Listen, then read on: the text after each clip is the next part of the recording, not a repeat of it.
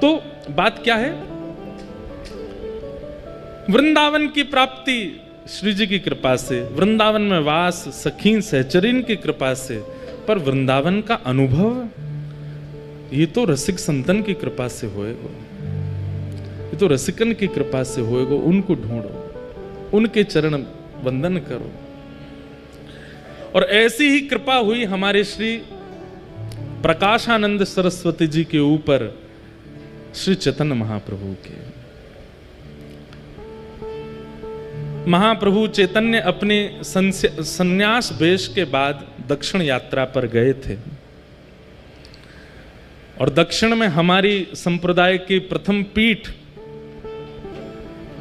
श्रीरंगम तिरुचि में जो है, तिरुचिरापल्ली में, वहां महाप्रभु जी विराज रहे थे।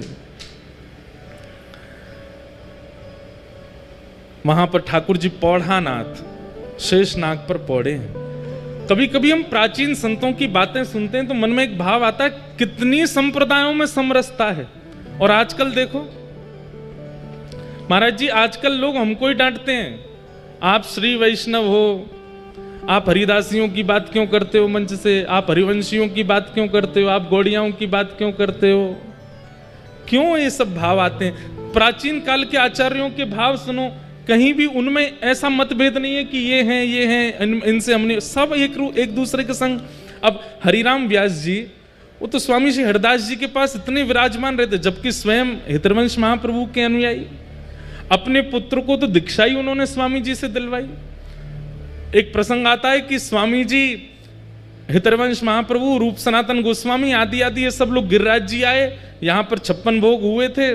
तो श्री गोसाई विठलनाथ जी ने 56 भोग में सबको आमंत्रित किया, सारे रसिक जन यहाँ पर आए। अभी हम प्रसंग सुन रहे हैं कि श्री चैतन्य महाप्रभु रामानु संप्रदाय के हमारे श्री वैष्णव मंदिर में दर्शन करने के लिए गए। तो पहले इतनी समरसता थी संप्रदायों में, आचार्यों में, अब पता नहीं क्यों मतभेद होता जा रहा है, और ये अच्छा नहीं है। देखिए, आपको अगर भगवत प्राप्ति आपका उद्देश्य है तो फिर ये इस प्रकार के पक्ष विपक्ष में मत रहिएगा। हम श्रेष्ठ हैं, वो अश्रेष्ठ हैं, हमारे यहाँ ऐसा, उनके यहाँ ऐसा, वो नहीं करना चाहिए, ये नहीं सुनना चाहिए, ऐसा नहीं। सबके भाव रखो। चैतन्य महाप्रभु